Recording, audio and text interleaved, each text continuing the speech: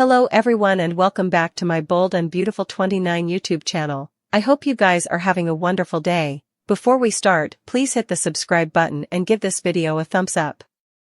Another baby daddy riddle day as the identity of Luna's pater is still out there.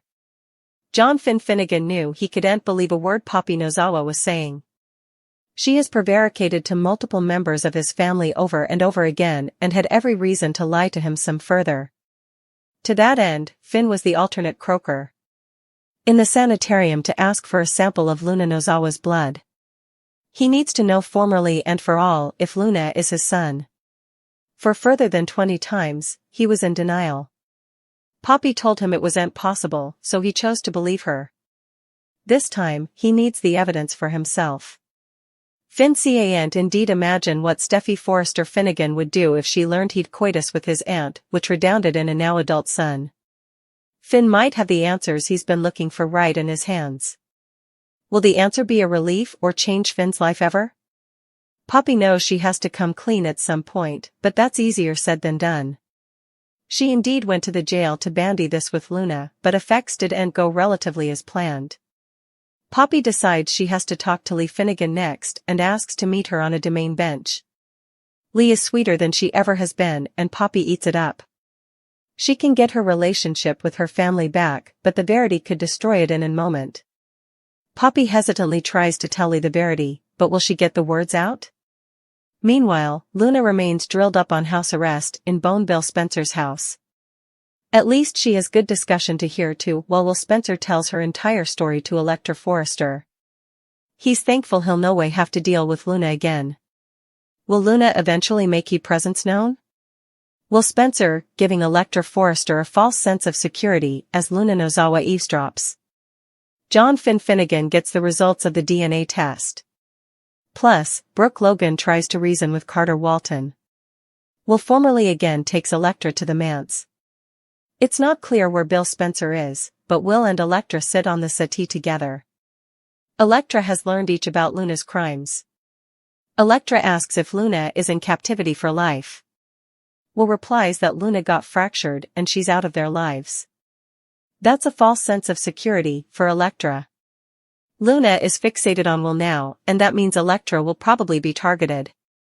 Suckers just watched as Poppy decided to tell Luna the verity about her father. Still, when Poppy got to the captivity, the warden informed her that Luna wasn't there. Still, will the warden tell Poppy where Luna is, or will that be non-public information? In any case, that concession is intruded. Still, there's someone differently that Poppy needs to tell the verity to. Poppy going to see Lee Finnegan. Lee asks Poppy why she wanted to see her. Indeed, though Lee inaptly indicted Poppy of having a love child with Jack Finnegan, the good croaker, is filled with remorse. Just as Lee eventually puts her wrathfulness away, Poppy will need to explain the identity of Luna's real father. Poppy knows that if she doesn't tell Lee, also Finn will. Brooke and Carter having a tense discussion. Brooke reminds Carter that he and Hope planned an achievement. Still, Carter will contend that he no way wanted it to be that way. Will Brooke be suitable to reason with Carter to do the right thing? Would it indeed count to the Forrester family at this point? Indeed, if John Finnegan does turn out to be Luna Nozawa's father, there's still commodity off. Still, and Luna is truly Finn's son, also Jack's DNA should have matched Luna's incompletely, and it didn't. If Finn is truly Jack Finnegan's father. Finn's backstory is that Sheila Carter Sharp had an affair with Jack, and came pregnant with Finn, and she and Jack faked in relinquishment. Jack had to pay off Sheila for all those times not to come looking for Finn and no way to come looking for him for further plutocrat. Lee wasn't suitable to come pregnant, and so this was an answer to prayer for her. At least, it was until it wasn't, and Finn was told he's espoused from the progeny, go. But Sheila has been known for baby barters and hijackings. In fact, she had a baby with Lauren Fenmore Baldwin's hubby Scott Granger. Baby boy Granger was stillborn around the time Finn would have been born. Could Sheila have pulled a fast bone on Jack? At the time, Sheila got a black request baby and shifted with Lauren's, whose father was also Scott Granger, and the black request baby failed of meningitis at age 1. Scotty Granger, who Sheila was raising, was ultimately returned to Lauren after Sheila's mama Molly Carter exposed the crime. But the timelines of Finn's and baby boy Granger's, the baby that Sheila apparently had stillborn, births are way too close to be a coexistence. In fact, they were within a time and a normal gestation is 9 months. Could Finn really be baby boy Granger? It was not long subsequently that Sheila took off for Los Angeles and started working as a nanny at Forrester Creations, ultimately marrying Eric Forrester. Poppy Nozawa told Finn when he asked that he was Aunt Luna's father, but she was veritably uncomfortable. She may have prevaricated. But if Finn's not really Jack's son, and he's really Luna's father, no wonder the DNA didn't show indeed a partial match. Finn was thrown for a circle when he set about that Jack was his real father when he grew up, allowing he was his consanguineous father and rejected him over the taradiddle. But he'll be thrown for an indeed bigger circle if he finds out he's a match for Luna and also realizes Jack would have been a partial match were they really father and son. As for Sheila, she'll have a lot of explaining to do. Steffi Forrester Finnegan, to green light Daphne Rose's tactic. Daphne puts her charm to work and tries to draw Carter Walton, Indiana. Daphne will use her charm on Carter.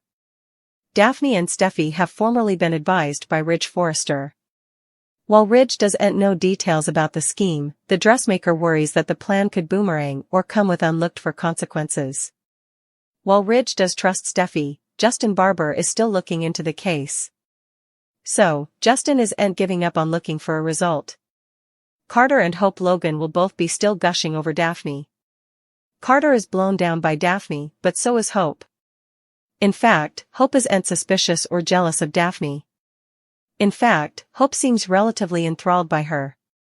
Carter is impressed by Daphne for sure. Still, will Carter really betray Hope with Daphne?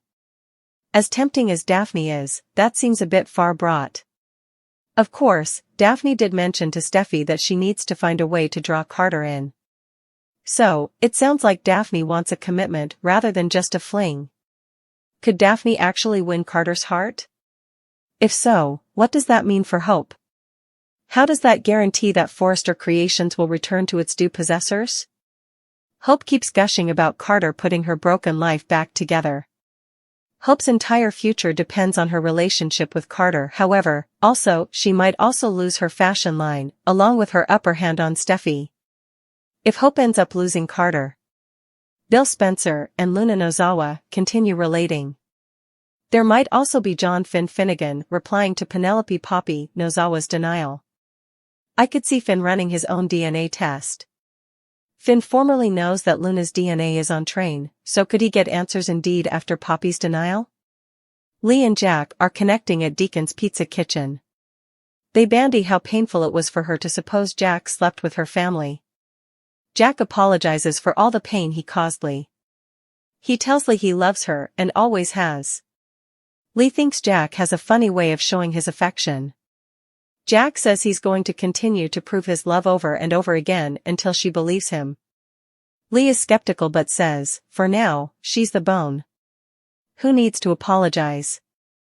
She's veritably sorry for allowing he could be Luna's father.